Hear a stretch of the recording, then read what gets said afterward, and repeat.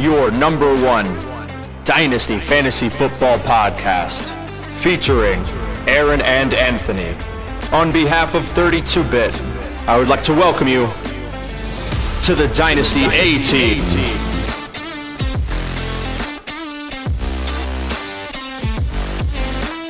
Welcome back, ladies and gentlemen. This is episode 4 of the Dynasty A-Team, and tonight's episode I am personally very excited for.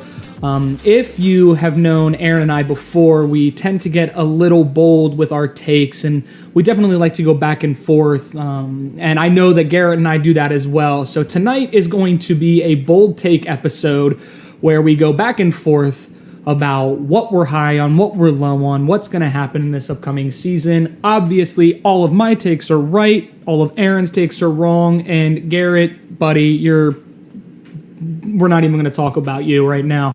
I was hoping I was going to get at least 50% on that. Garrett, all right. He's just going to fill the role of our safer middle tier, give him some attention and evidently just don't listen to me. Yeah. You know what I like? Well, buddy, you said that Justin Fields is going to be a top 3 quarterback last week, so and I'm ready. I already knew not to listen to you. I'm ready to defend it, so let's get this show on the road. Man, I'll tell you what, Aaron, that is a bold take. You know what, buddy? Let's start with that. Let's start with you. Give me your bold take regarding Justin Fields for this year. Yeah, so I actually don't find it that bold, if I'm being totally honest. So I think, like you said, my bold take evidently is that he's going to be a top 3 quarterback for fantasy this season. To kind of break it down for you, last year he was QB6 in PPR leagues, and that was with Darnell Mooney playing half the season, and then his top 3 leading receivers were Dante Pettis, Equanimeous St. Brown, and Chase Claypool. Yes, Chase Claypool, traded for at the deadline, had 140 yards in a Bears jersey, was their 3rd best receiver last year. In steps DJ Moore. You get a healthy Darnell Mooney. You get a full offseason Chase Claypool. They spent their 1st-round pick, top 10 overall, Darnell Wright at right tackle. They bring in Nate Davis, a guard from Tennessee. And so it's clear that they're putting effort into their offense. And I think that when it comes to Justin Fields, something that I don't think people either remember or necessarily tend to put much stock into. I know that not all college stats translate, so I'm not going to try and use the college stats to tell you that he can play quarterback from a passing standpoint, but his highest rushing yardage season at Ohio State was 480 yards at 3.5 yards a carry. So the fact that he did what he did last year, rushing the ball, that was not ever his thing. But just him wanting to win the games and put his best effort on the field resulted in him setting records last season. So you've got that in the rushing game. How many rushing yards did he have last season? He had a lot. Do you know that off the top of your head? It was over 1,100. I do not have the exact yardage. Let me pull that up for you really quick, buddy. But keep going. Obviously, with that rushing yardage, this year with the new receivers, I'm expecting the passing to increase. The Bears as a team last season, they were last in the league in passes per game, 22.4. That's obviously got to improve. Now you've got some weapons, no excuses, let the ball fly. And then an interesting stat for you, because I don't know why you think this is so out there. Do you happen to know who was first in fantasy points per dropback in the NFL last year? I'm assuming you're going to tell me it was Justin Fields. It matches the number 1 on the jersey. It was Justin Fields. Oh, Jesus Lord. Oh, my God. 0.8. You draw these comparisons man. Oh, he wears number 1. He's going to be the number 1 quarterback in fantasy, so. Hey, you know what? It may be the method, because last year he averaged 0.8 fantasy points per dropback last year, ranking 1st in the NFL.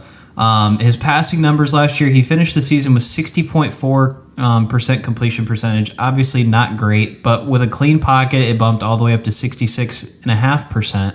And then what I found interesting in deep diving this was that I'm curious your take here. What do you think the completion percentage was against man coverage for the Bears last year? The completion percentage for man coverage? Yep, just take a guess. I would have to probably say somewhere in the 50%, 52%. 50% exactly. Dead last in the NFL. But what I found interesting, because, I mean, when you think about man coverage in the Bears last season, I mentioned the wide receivers earlier. Them not winning man coverage, it kind of makes sense to me. But then when you look at the completion percentage versus zone, which they probably didn't face as much of because, I mean, if you're playing the Bears last year, you're probably manning up their wide receivers, obviously. But against zone, his completion percentage jumps all the way up from 50 to 70.6%. He was 12th in the NFL against zone coverage last year. Zone obviously being the one where, you don't have to beat your man one-on-one. He can process the field. You can see the receivers as they get in and out of the zones. They found much more success. And I think that all of those arrows just point to an increase in production this year. He showed what he can do on the ground. And I think that the total package is just there for him to really take off this season. Yeah, I think you make compelling arguments. My thing is with this argument is, so you're saying he's going to be a top 3 fantasy quarterback. Yep. Who is going to finish 1 and 2 that he is then going to finish behind, in your opinion? So give me the 2 quarterbacks that finish in front of him for fantasy this year.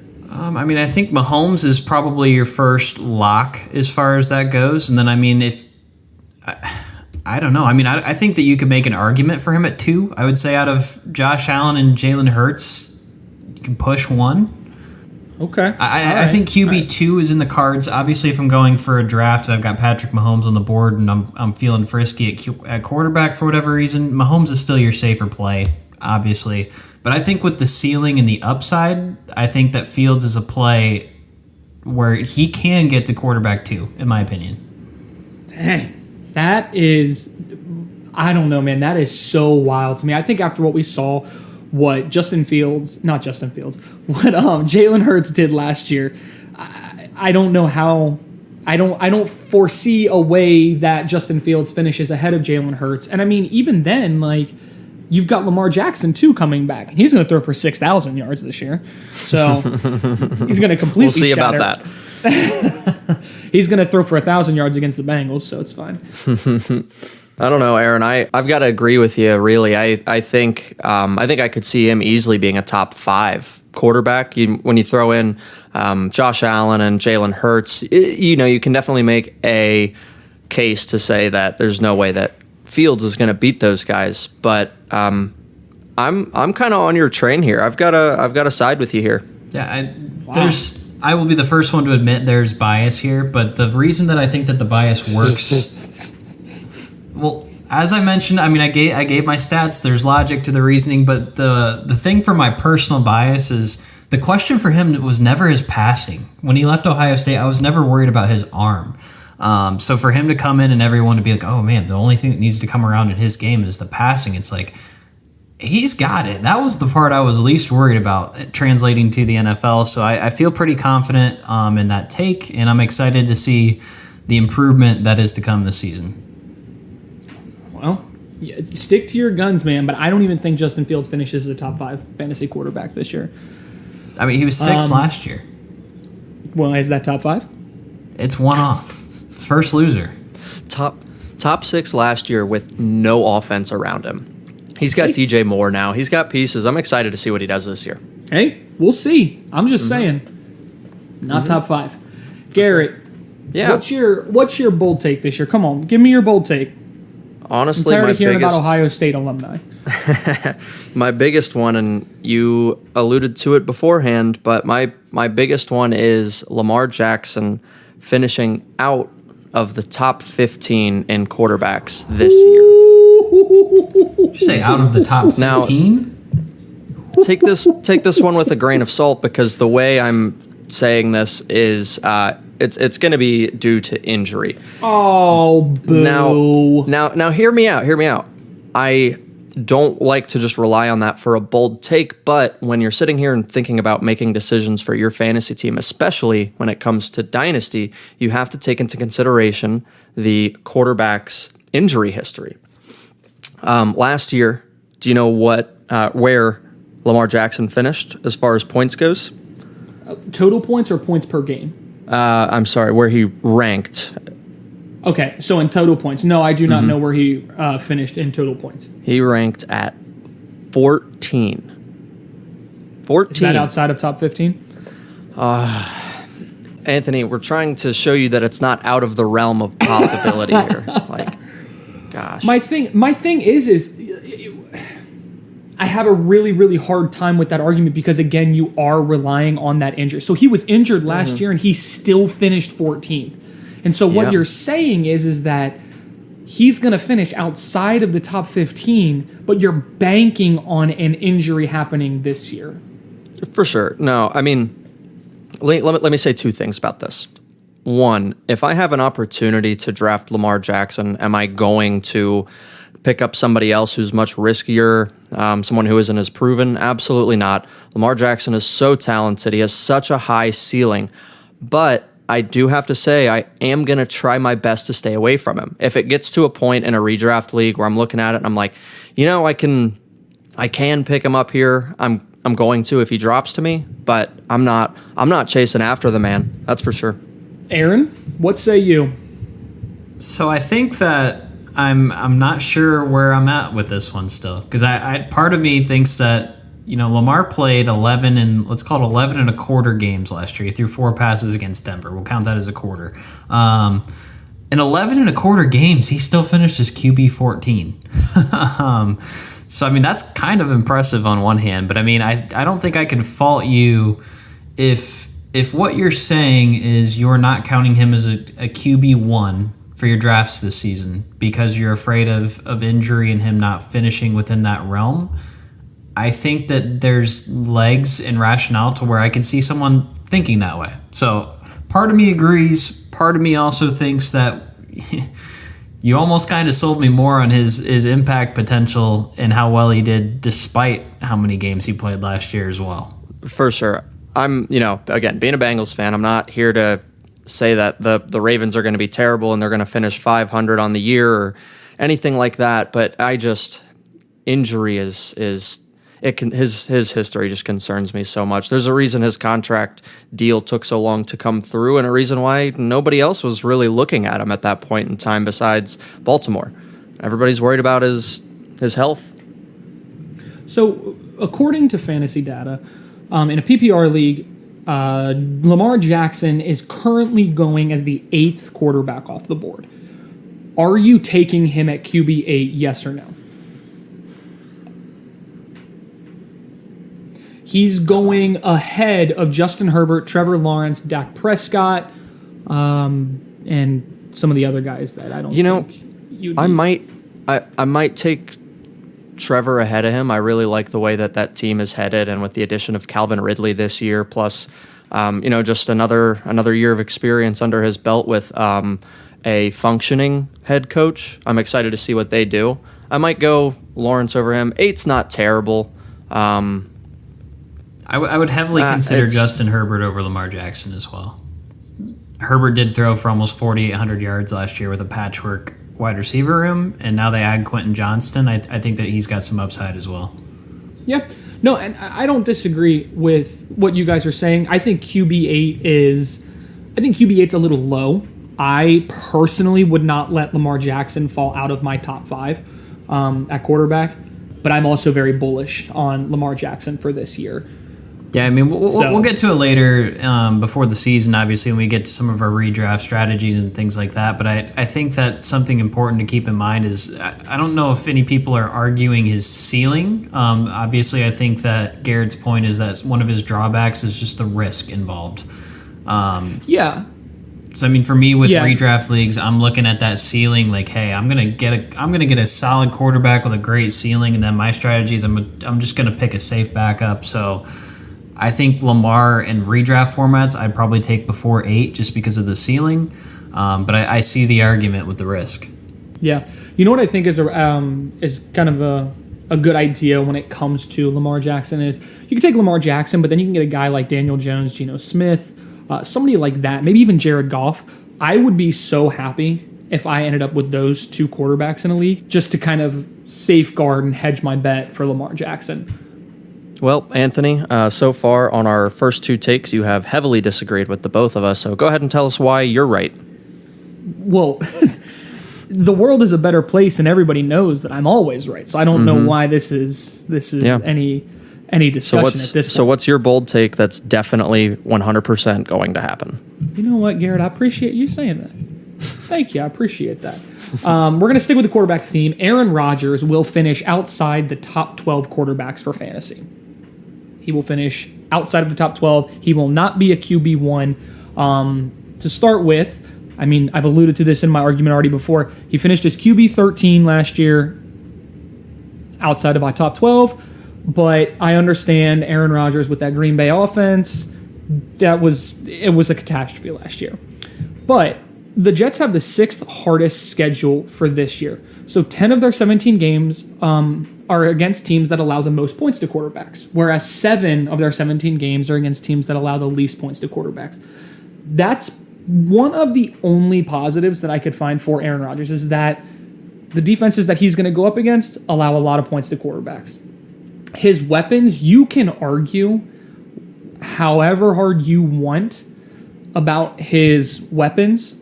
Garrett Wilson, massive upgrade over all of the receivers that he had in Green Bay last year. Who else is there at wide receiver for the Jets? Randall Cobb, Corey Davis, Mecole Hardman, Alan Lazard, Denzel Mims. Like, it's not that great of a wide receiver core. It's really, really not. You've got tight ends. You've got Conklin. You've got Uzama. You've got Kunsk. You've got Rucker. Like, I don't really know what you're going to do at tight end as well. Running back, yeah, sure. You've got Breece Hall, but Aaron Rodgers also had Aaron Jones. You've got Izzy Abanikanda. You've got Michael Carter. You've got Bam Knight. I don't know. These weapons are comparable to what he had in Green Bay. I don't know. I don't see it. And then he's got a terrible offensive line. Mike Clay from ESPN grades this as the 8th worst unit in the NFL offensive line-wise. The Packers have a much, much better offensive line. I don't remember the number off the top of my head, but I'll tell you what, it was not lower than the 8th worst unit in the NFL. I don't know how you disagree with this, but please enlighten me, gentlemen, on how you disagree and how I am incorrect. So I'll take first swing at this, and I will say that I don't necessarily disagree with your take of him finishing outside of the top 12 quarterbacks. I think that personally I have him somewhere in the 8 to 12 range myself, so I don't think we're super far off there. I am kind of in a different ballpark as far as the weapons goes. I know that you like on the surface level, they're not necessarily great, but Cobb and Lazard were handpicked by Rodgers to begin with. So whether or not there's plausibility to it, if Rodgers likes it, Rodgers likes it. So I mean, Lazard is going to remain a part of his system. Somebody who I'm high on this season, and I don't even know why necessarily, is Mecole Hardman. I think that he is. I mean, as a Chiefs fan, I know that probably you feel some type of way about that, but I feel like Mecole Hardman is a weapon that wasn't properly utilized, and part of it was due to injury in Kansas City, but I think that there's a lot that he can do in a different dimension to this offense, and I'm curious to see how Aaron Rodgers takes advantage of. So, I mean, personally, I think that they're in a pretty similar, slightly upgraded version of what he was in with Green Bay. And as far as the offensive line goes, Bakhtiari played like 2 games last year, and Josh Myers was hurt at center for Green Bay. So while they might be a better starting unit, that offensive line was just horrible last year for Green Bay from an injury standpoint. So I think he's looking at a better situation. The systems in the AFC, I think, are a little bit better for QBs as far as I'm concerned. I mean, Miami is going to be a shootout. New England secondary isn't necessarily great. Buffalo is shootout prone. The entire AFC West is a shootout. So, I mean, I think that there's opportunity there for Aaron Rodgers to do some work this year. But overall, like I said, I'm not too far off on ranking. I just think that they're going to be a little bit more efficient, and maybe they'll win some more games with the way that I view them than it appears that you do. Okay. All right. Well, I'll take that because you kind of agreed with me. Garrett? Yeah, no, actually, I mean, I'm kind of in the same boat. Hey, what did I tell you? I told you both that I was right. No, this is relatively accurate, and you could make an argument that Aaron and I have had better takes already since we're getting disagreement, and this is supposed to be bold takes. People are not supposed to like these takes. These are supposed to be off the wall, stupid. But do you know what Aaron Rodgers is currently going as right now, ADP-wise? no, what? QB5. What? That's crazy. No. So are we all bold for thinking that's not in the cards? I guess so. All I'm saying is, you heard it here first, and you guys are just bandwagoning on to me. I think I do have to agree with Aaron where I like Green Bay's offense more than, or I'm sorry, the Jets' offense more than you might like them. But yeah, there's no like super crazy star power up in there as far as their offense goes. And you know, thinking of this from a football angle, I don't think the Jets picked up Aaron Rodgers to come in and throw for, you know, a career or a record-breaking year and to throw the ball all over the field and to drop 40 points a game. They picked him up because it was somebody that they knew that was going to be consistent and be able to put the ball in people's hands and let their crazy defense do the rest. So yeah, no, there's no reason to think that he will finish. Like I said, think you might be right, buddy. Think you might be right. I know I'm right. All right, so let's make this a little bit more interesting. So he finished his QB 13 last year. You obviously both are probably thinking he's finishing outside of the top 13. What about top 15? Does he finish outside of the top 15? Garrett? Outside of the top 15, At quarterback. probably not. You don't think he finishes outside of the top 15? I think he puts together a solid year so long as the offensive line holds up and can offer him some kind of support. Okay. Aaron, what about you? Top 15? I think he's definitely top 15. I think he finishes outside of the top 15. I mean, for me going in with redraft value, I'm personally going to say that he's a lower end QB1. I wouldn't call it the end of the world if he was my QB1 going into the season, but I think that the likelihood of him being a high level QB2 that you can spot start with the right matchups, that's where I kind of have him valued at. Interesting. Yeah, I don't think I'll have any Aaron Rodgers anywhere at all in fantasy this year. I definitely think he's not going to be a QB1 this year, and I think that, yeah, he'll finish outside of the top 15. So I guess that's an update to my bold take. Outside of the top 15. Okay. There you go. There we go. Now we got bold. How does that feel, gentlemen? Yeah, I mean, the Dynasty A train is rolling, and Aaron Rodgers is not on board. All right, Aaron Nihart.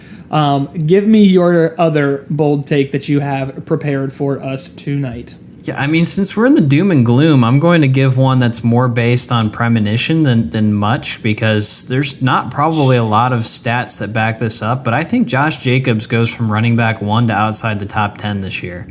I would love that. Personally, I don't want to say that I'm in the camp of the senile older baseball fans that make contract years such a big deal, but I kind of view Josh Jacobs as a guy who might have had a contract year moment last year. I mean, we didn't see it. Everybody loved him coming in. It was a great situation. There's a lot of hype around Josh Jacobs, and he somehow went from a guy you were taking in the 3rd round and still swinging and missing on to a guy who finished running back 1 out of kind of the blue last year. So, I mean, looking at Josh Jacobs right now, he's currently under the franchise tag. He hasn't signed the tender. So it's basically a decision right now where he's either going to Le'Veon Bell it or he's going to be extended going into the season. So, I mean, if he's paid and extended, then it's no longer a contract year. He's got that security and he's got the money in the bank as far as that's concerned. So I think that you could see a revert back to the original mindset for Josh Jacobs. And again, I don't have the stats to back this up necessarily, but I mean, Jimmy G's arm does not intimidate defenses like Derek Carr. Not that Carr does a ton, but I think with Jimmy G, you're going to see a lot more people in the box. The tight end is going to be different this year. It's either going to be Austin Hooper or Michael Mayer, a rookie tight end, which is going to be a little bit different for the offense. And the offensive line's kind of mid to begin with. I know he did it last year, but having 340 carries last season when his previous career high was 273, Derrick Henry kind of busted this myth, but 300 carries is a magic mark for running backs where usually the next season doesn't bode too well. So whether it's the 12 touchdowns, the amount of carries, the contract situation, I don't have a whole lot to back it up because he was ultra efficient last year, but I just don't see it happening again. Well, I actually find that really interesting because his rookie year, he was also just as efficient. He just had less carries. It was incredible what Josh Jacobs did last year. I mean, he had 19.3 fantasy points per game. That is insane. That is 4 points higher per game than his highest in his career before that. He had 15.4 in 2020. Josh Jacobs turned into an absolute monster last year, but I do agree with you that 300 carries is a lot of carries, and it's a lot of wear and tear on a running back. Garrett. Yeah, that is very difficult to try to recreate year after year, especially for that position specifically. Dynasty-wise, running backs tend to carry less value just because they normally only have, 4-5 years of truly consistent, great ball carrying. The other part that I can agree with you here on, Aaron, is just the state of Las Vegas right now. There's a lot of questions around that team. What are they going to wind up looking like? And I'm one. I tend to believe in my very first fantasy league ever. I was, maybe 9 years old, and I was asking my dad what kind of help I could get, or give me some advice here. And he was like, really, just pick players on winning teams, because those teams are going to have good offensive production all around and more consistent production, which is very important in fantasy, is that consistency. And this year, we might not see any consistency at all from Las Vegas. Yeah, and I mean, as I did my research for this pick, I'm not going to lie, that there was things that surprised me in favor of Josh Jacobs, but the fact that they were so surprising still just doesn't inspire me that the likelihood is going to continue. He's caught 64 balls the last 2 years, which is great. He's caught how many balls the last 2 years? 64, both the last 2 seasons, which is a number way higher than I was expecting to see. So interesting, because I only have him at just about 50 for each of the last 2 seasons. Well, continue on. Strike it from the record. He's caught more balls than I thought. I didn't think he was much of a pass-catching back. I don't have too much Josh Jacobs shares in my dynasty leagues, but I'm kind of out on him as a running back one. I'm guessing in redraft leagues you're going to see him going probably back end of the first round if I had to guess, and I would rather take swings at some of the younger backs this year than I would be to go after Josh Jacobs with that contract situation and with you not knowing what it's going to look like with Jimmy G. So, I mean, let's, run a little practice here because I'm curious you guys' takes. Let me know if you'd rather have Josh Jacobs or some of the following running backs, because I'm just curious. Give it to me. Are you taking Josh Jacobs or Nick Chubb? Nick Chubb. I would take Nick Chubb. All right, I'm rolling Chubb. Josh Jacobs or Tony Pollard, as it sits? Tony Pollard. Yeah, Tony Pollard. Josh Jacobs or Breece Hall? Breece Hall. I really like Breece Hall's potential, depending on what the board's looking like. I might go Josh Jacobs there, just, again, out of consistency and experience. Jacobs or ETN? Jacobs. Yeah, probably Jacobs at that point. Kenneth Walker? I'll go Ken Walker. I like Walker a lot. Nah, I would take Jacobs over Walker. I forgot Seattle loaded the running back room for no reason. Because I was so excited for him this year. I'm pissed about that.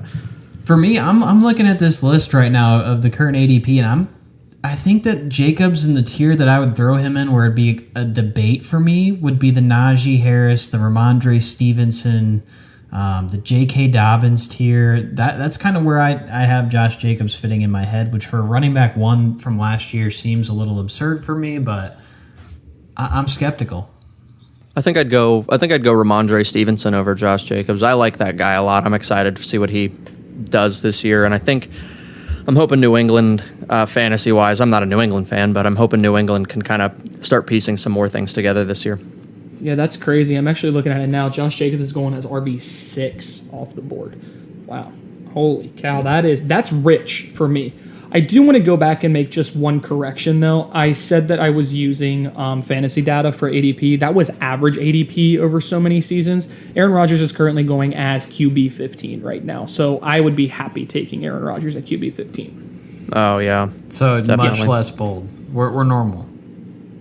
All right, Garrett, give me your bold take. This one, so there's a wide receiver that I really like, and I wound up picking him up in a trade just before the rookie draft this year. I think you could be looking at DJ Chark being a high-end wide receiver 2 this year. Oh, Jesus, I thought you were going to say a wide receiver 1. I was like, oh, jeez, there goes our credibility. Where is DJ Chark this season? Carolina. Carolina. Yeah, man. I mean, it took me a second to think through that. I'm sure our listeners are probably as concerned as I am with this right now. So-called fantasy expert Aaron over here. No. So yeah, DJ Chark, I think he's going to be a high-end wide receiver 2. I'm very, very excited for this team fantasy-wise. Of course, there's questions around quarterback. It doesn't matter what pick you have. It could be the number 1 overall pick and you take a quarterback, or it could be in the 3rd round. If you're starting a rookie quarterback, you don't know what's going to happen. But obviously, there's a lot of potential there in having the number 1 overall pick this year. Carolina finished with basically nobody at quarterback, finished 7-10 last year. And there was some offensive power around whoever this mysterious quarterback may have been at any given point in time. It was Baker Mayfield, and I don't know, there was a rotating door of like 4 quarterbacks in Carolina last year. But so now we're sitting here, we have hopefully a consistent quarterback coming in. DJ Chark has shown that he can be productive in general. Again, not anything too crazy, not anything too flashy, but he's shown that he can be worth playing from on certain weeks depending on the matchup. And he hasn't had a lot of help around him with his teams in the past. But now we have a solid quarterback, and on top of that, DJ Chark also has Jonathan Mingo on the other side of him. So we'll have Mingo taking up some of the coverage as well. And on top of that, Carolina has the 6th easiest schedule this year. So I'm really, really excited to see what this offense can produce with a shiny new quarterback. I think it's also worth noting, too, that Adam Thielen is also playing in Carolina as well. Oh, yes, of course. Yep. So when you say a high-end wide receiver 2, Garrett, give me like wide receiver what? Where do you think that high-end number 2 is? Over 20. We'll say between 15 and 20. Oh, wow. Okay. Wow. So let me ask you this then. Wide receiver 16 is Amari Cooper. Would you take DJ Chark over Amari Cooper? No, because I don't have to. DJ Chark at this point in time is going where I looked it up earlier. I forget exactly, but it's low. It's in that like 30 to 40 range where he's being picked up. DJ Chark is wide receiver 56 according to Fantasy Pros. Oh my gosh, I don't think he's that low. So no, I'm not going to. I guess you could say he's going to be a sleeper pick for me this year, but I think he could do it. I think it's very possible. I think he has that capability with this fun and exciting new team, the new Carolina Panthers. Okay. This is something that I think I could probably get behind. I like the idea of what Frank Reich can do for this Carolina Panthers team. And if I'm getting DJ Chark at wide receiver 56, I've probably already grabbed a few wide receivers ahead of that, so it's nothing more than just an upside play. I mean, he's down here next to Michael Thomas, Darnell Mooney, Alan Lazard, Nico Collins, Tyler Boyd. There's a lot of those names that you just said, too, that are really fun picks and picks that I've made in the past that have helped me do well in fantasy. Yeah, no, it's not bad. What do you think, Aaron? How do you feel about this? I think it's a pretty high high bar for DJ Chark to accomplish with a low quarterback. But aside from that, I mean, I think that the boldness of the take just belongs in the fact that I don't know if I would see DJ Chark as the wide receiver 1 on this team. So to be the number 2, a wide receiver 2 in fantasy, I'm intrigued. I will admit, obviously, though it took me a second to realize DJ Chark was on the Panthers roster, I have not put in much thought into who the wide receiver one could be. So I do think that there's the opportunity that is not being realized clearly through the ADP. I think if you look at all of the Panthers wide receivers, I would be shocked if any of them are inside of like the top 40. Maybe people think Adam Thielen is still hanging around at his ripe age, but I've got Adam Thielen at wide receiver 60 and Jonathan Mingo's wide receiver 92. Yeah, so I mean, like I said, I think that the whole Panthers offense, and me included, we're sleeping on the opportunity as a whole here. Somebody's going to have it. So I mean, I like the upside. I appreciate and respect the claim going as high as you did. This was something not on my radar, and the Panthers are gonna have to be someone that I look into when I sit down to make my rankings, because there's opportunity to play here. I think you saw DJ Chark last year in Detroit with Jared Goff's resurgent year behind that offensive line. Chark showed some potential. He kind of slept away some games, and he popped a couple times to where that's a very juicy pick, and I wish you best, and I might have to consider going on that same trip of, hey, if I can get DJ Chark for a flex play, that might be, that could be nice. Yeah. I don't have all of his teams off the top of my head or in front of me or anything, but as far as I can remember, DJ Chark hasn't really had an opportunity to be a number one wide receiver on a team. And I think now he looks around this wide receiver room. You got a young Jonathan Mingo coming in. You have an aging Adam Thielen coming in. And again, this is a brand new team. This is not going to be the same Carolina Panthers we saw last year. So I think it's going to depend on Chark's personality and where he sees himself in the NFL. Because if he can see himself, if he says this is my number one spot, and I think he can make it happen. There, like you said, Aaron, there's definitely opportunity there. And I mean, at the end of the day, you could make. I don't know about Adam Thielen. I'm kind of out on him, but I think you could make a case for Jonathan Mingo doing something similar to what I'm saying, where he does so much better than you were expecting, just because that opportunity is there. There's nobody else. T. Higgins is an incredible wide receiver, and Jamar Chase is an incredible wide receiver. But, T. Higgins has to compete for those catches because Jamar is just an absolute dog, and obviously that's Joe's number one guy. But you're seeing an exact opposite thing going on in Carolina. Yeah, that's interesting. I think I would probably view DJ Chark as more of a wide receiver 3 flex play, kind of where Aaron was saying. I appreciate the boldness, Garrett, because that is a bold take. You're saying he could be right around 20. Let me tell you what. Yep. I'll buy you the nicest dinner you've ever had if DJ Chark finishes at wide receiver 20. Oh, I'll remember that. Yeah, and it's recorded too, so you're done for. Yep, Skyline I'll buy you chili. the nicest dinner you ever had. I'll take you to Ruth Chris. I'll take you to what's that guy? That steakhouse. Jeff Ruby's? I'll take you to Jeff Ruby. I'll take you to the precinct if he finishes wide receiver 20. So my last bold take, our last one of the night, is for someone that Garrett loves, Samaje Perine. Samaje Perine did a lot of great things for the Bengals. I am saying that Samaje Perine will have the best year of his career.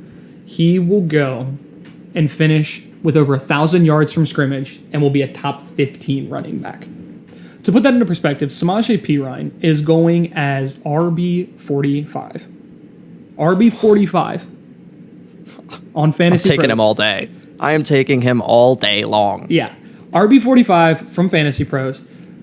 Samaje Perine is in a super, super good situation right now. First of all, Denver did not inject a lot of talent into their running back room. Javonte Williams is still questionable for week 1. Javonte Williams is still questionable for like the first half of the season. He has an ACL, a PCL, and an LCL injury. That is the same injury that both Carson Wentz and J.K. Dobbins suffered, having all 3 of those ligaments injured. And we know what kind of happened with J.K. Dobbins. J.K. Dobbins didn't really kick back on until like the last quarter of the season. Now, he did have some issues where he did have to go in and kind of get some scar tissue taken down and whatnot. But even then, like, if we're putting Javonte Williams on the same timeline as J.K. Dobbins, I'm happy with taking Samaje Perine at that point. Samaje Perine, his previous career best was 603 rushing yards. He had a rushing touchdown. He also had 22 receptions, 182 receiving yards, and a receiving touchdown. That was back in 2017, back when he played for Washington. So he was a capable fill-in for Cincinnati last year. In the 3 games that Joe Mixon missed, he played 70%, 80%, and 83% of the snaps. Those were the only 3 games that he played over 45% of the snaps. How many points you guys think he averaged in those games? I couldn't tell you, but I do remember that Samaje Perine absolutely ran through Aaron's Steelers that night that Joe Mixon got concussed. He averaged 25.3 points per game in those 3 games. That is so many. That is a lot of points. It's a lot of points. Denver has the 8th best offensive line, according to Mike Clay from ESPN. Samaje Perine is in such a good spot to absolutely smash his ADP. And with the way that Javonte Williams is going in his road to recovery, I know that Sean Payton is saying, oh, he's our starter. He's going to be ready for week 1. Every single place I look, every medical opinion I am seeing, Javonte Williams is not as far ahead as everyone thinks he is. So it could be just smoke and mirrors. I'm telling you, Samaje Perine, he's going to be a top 15 running back. I'm going to have a lot of Samaje Perine on my teams this year. Do you think that with the Sean Payton experience in Denver this year, do you think that Samaje Perine better fits that Alvin Kamara type build than Javonte Williams? He could. He very well could. The only thing that I am concerned with is Perine hasn't been thrust into a large pass catching role, kind of like that Alvin Kamara-esque build that you're referring to. It's not saying that he couldn't do it, but I don't really know much about the receiving upside that Samaje Perine would have. I'm more so kind of just talking like I envision 700-800 rushing yards, and then we're getting like the 200-300 receiving yards.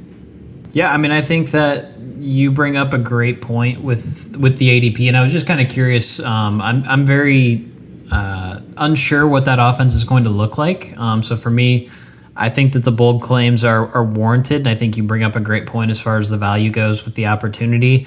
I'm very interested to see what happens in Denver this year. Does Russell Wilson figure out how to play quarterback again? Does that team magically just get fixed with Sean Payton re-entering the arena? What happens in Denver?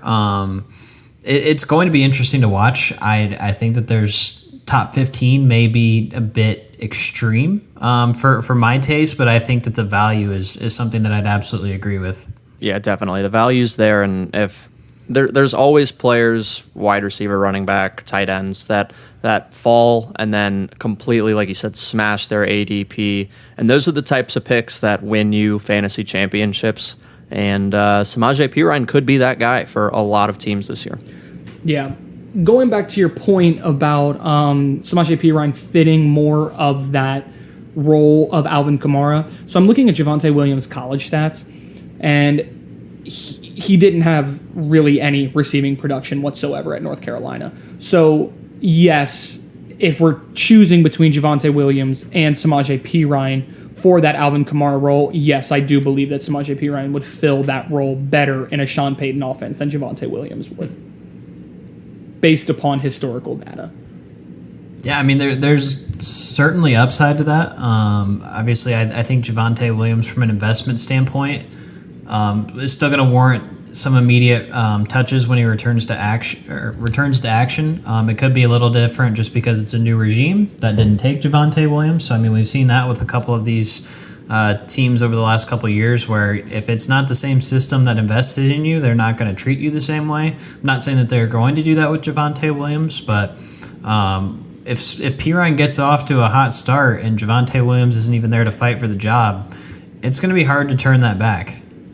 Yeah, I think that's more so where I'm looking at it is I just don't envision a world where Javonte Williams comes back and is this explosive, just sheer bell cow number one running back. I want that badly for him because Javonte Williams was my number one running back in that class. But I don't know. I mean, even with just ACLs, like we're seeing these guys take about a year to come back. I mean, we remember Saquon Barkley coming back, and that was a slow first year back. But when you have multiple ligaments injured, that's a tough thing to come back from right away. And I don't know. I mean, like Garrett said, I think I'm taking him all day at that price, and I don't know. I think Samaje Perine's going to be a league winner this year, y'all. We've had a couple league winners in today's episode. And I mean, if you stack Justin Fields, DJ Chark, and Samaje Perine in your first 3 rounds, you're going to get some looks, but you might win some leagues. Oh, man. Well, gentlemen, I do believe those were some pretty spicy takes. I think the spiciest one, though, was the Justin Fields going as a top three fantasy quarterback. That, oh my goodness gracious, that is Anthony. outlandish. I don't hate it as much as you did. And at the end of the day, if my Arlington Renegades can somehow win the XFL championship, Justin Fields can easily be a top 3 quarterback this year. You're an Arlington Renegades fan? Oh yeah, buddy. I picked him at the start of the year, and then I didn't watch a single game until the championship. Back when the XFL first started, I was a big Seattle Sea Dragons fan, so I was very excited when they were doing well, and then the Roughnecks kind of roughed them up a little bit. But that's okay. That's okay. There's always next year. At least I got a Super Bowl winning quarterback and team right now in the NFL. So I'm gonna get real tired of doing a podcast with you real quick. Oh my goodness, gentlemen, it is always a fun time to get together with y'all. I really like these bold takes. I really like when we get to kind of go back and forth and debate a little bit, so I'm looking forward to more of the offseason with that. Any closing remarks, any closing thoughts for the good of the world? I mean, I would end by saying I'm kind of off-put by the USFL comments. It's the spring and summer, so I mean it's NASCAR on Sundays for here, so I hope that you're enjoying your racing fix while it's racing season. Aside from that, I'm excited to see where we're going with this podcast, and we're going to keep the hot takes coming. Well, just for everyone out there, we are no longer a fantasy football podcast. We're now a fantasy NASCAR podcast. Hey, if you need your DFS winners, at Aaron Nihart on Twitter, I'll get you some winners. Buddy, I saw your Daryl Waltrip tweet today, and it geeked me out, man. I just saw it. I was like, what is this guy tweeting about right now? If you know, you know. Daryl Waltrip is the commentating goat of NASCAR. Boogity, boogity, boogie, right, boys. It's time to go racing. Good Lord. All right, hey, look, we're still trying to build up our fan base, and I think we just lost about half of them from this NASCAR talk. All right, y'all. Thank you so much for joining us. We'll be with you guys next week. Go out there, win some championships, win some leagues. That's how you do it in the offseason. Thanks, everybody.